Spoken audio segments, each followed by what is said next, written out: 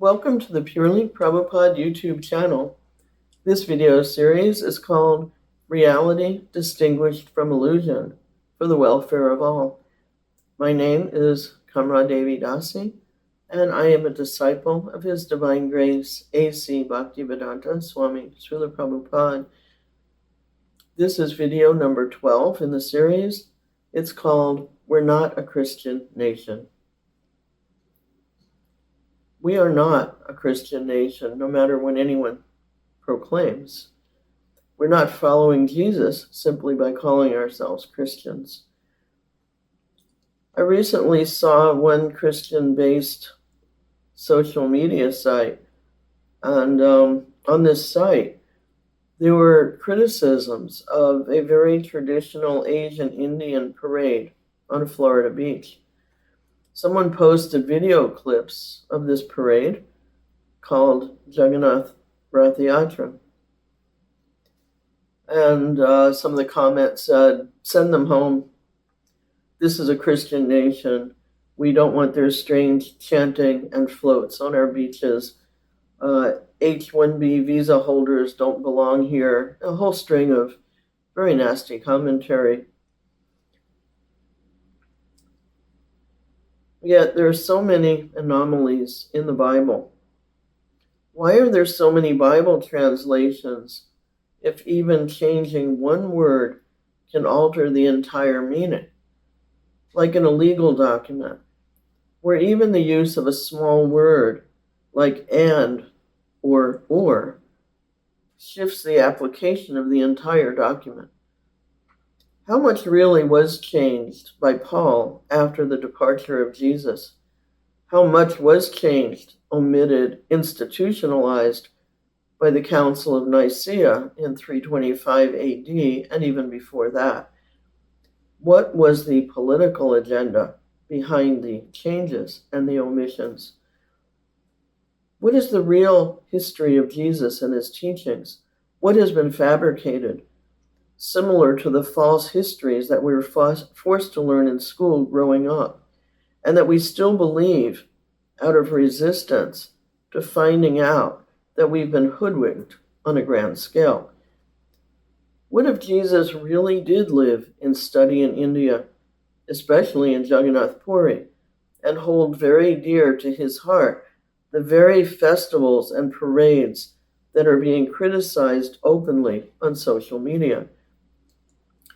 There is plenty of evidence in the Aquarian Gospel and other literatures that support the fact that Jesus lived, studied, and taught in India. Therefore, to vilify these festivals is not very honoring of the heart of Jesus Christ. How do we reject what was so dear to Jesus and then call ourselves his followers?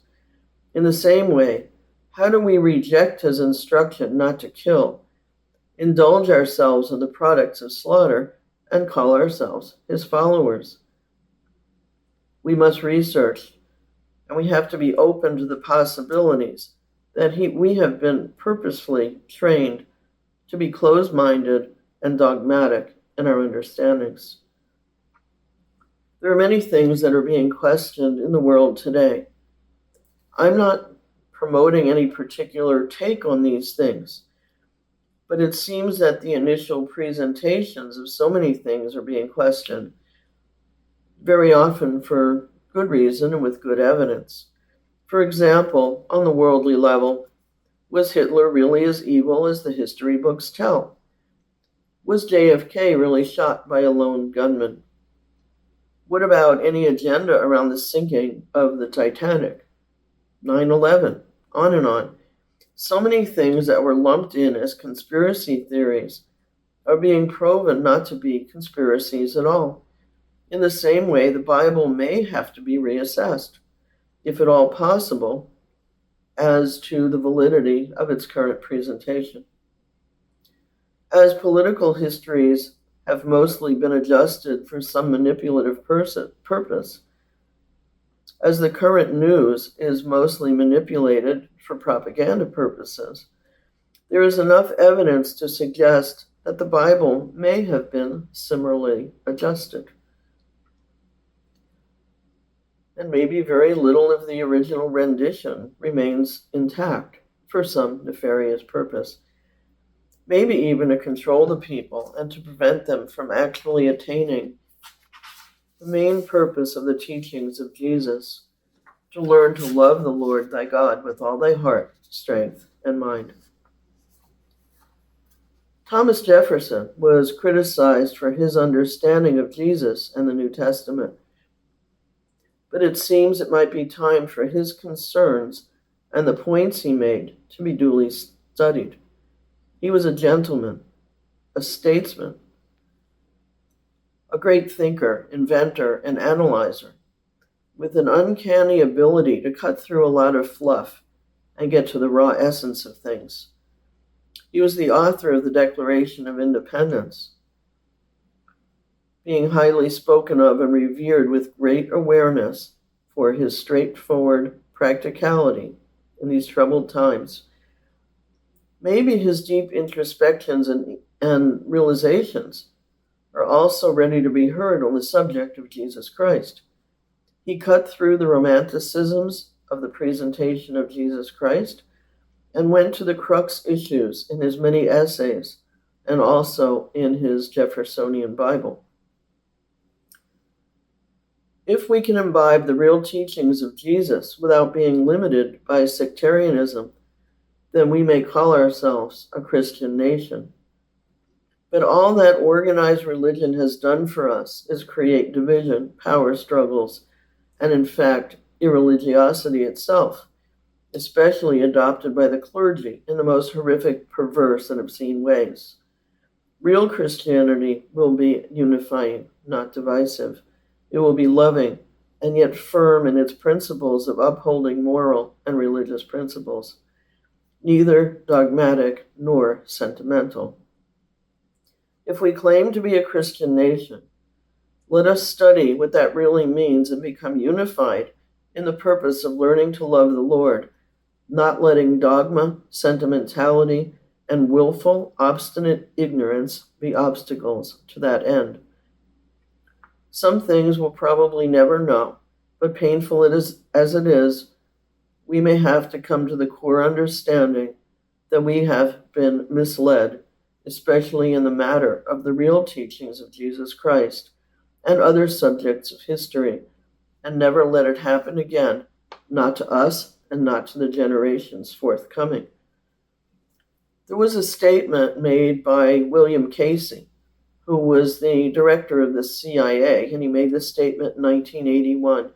He said, "We'll know our disinformation program is complete when everything the American public believes is false." Whatever really happened in the past, we may never know, but we can move forward. This will mean looking at John 16:12. What follows is a short essay that I wrote several years back entitled "The Rest of the Story." And that essay is actually up on my professional website, workofanangel.com. So there's many translations to all the Bible verses, really. But John 16:12 has Jesus saying, "I have many things to say to you, but you are not able to bear them now." And so what follows here is my essay. There have been several speculations by modern Bible scholars as to what Jesus meant when he expressed this, but all their hypotheses relate to mundane worldly dealings that were not the concerns of the Son of God. Jesus himself was only concerned with the transmission of the knowledge that would benefit humankind, and indeed all living entities, on the transcendental level of the soul's journey back to the kingdom of God. There are the dealings of this world, and there is the science of how to exit it. By Jesus' own admission, the entire science that he knew and desired to present could not be given at that time, as the populace was not ready to embrace it. The translations of the following verse, John 16:13, are hard to understand as they are presented. The general translation is given, "When the Spirit of truth comes, he will guide you all into the truth, for he will not speak on his own authority." For better understanding, the preferential translation is, "When the embodiment of truth comes, he will guide you into all the truth, for he will not speak on his own authority." The true representative of God does not speak on his own authority. He speaks on the authority of God.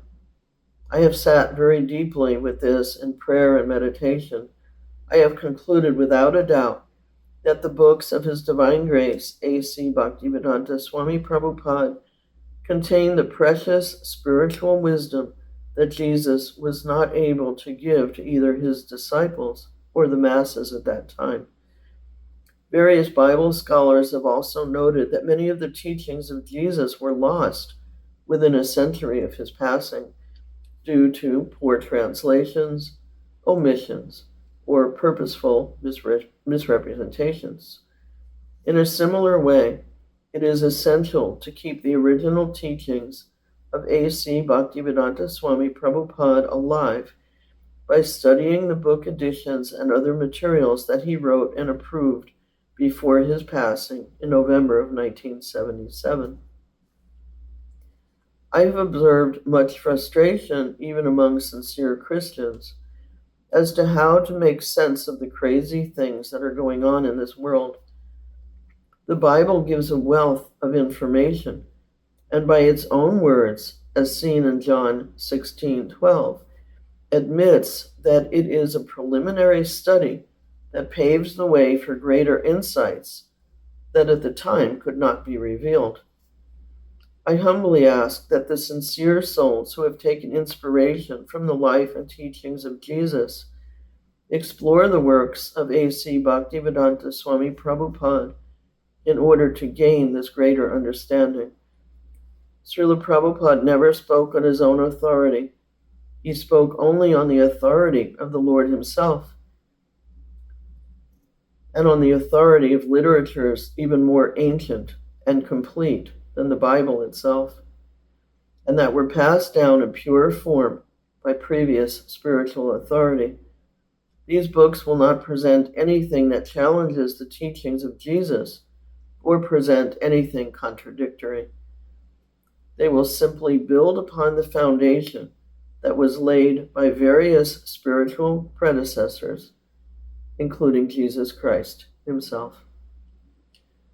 Thank you very much for listening, and these great spiritual literatures as given to us by His Divine Grace, A.C. Bhaktivedanta Swami Srila Prabhupada, are available on our website, purelyprabhupada.com.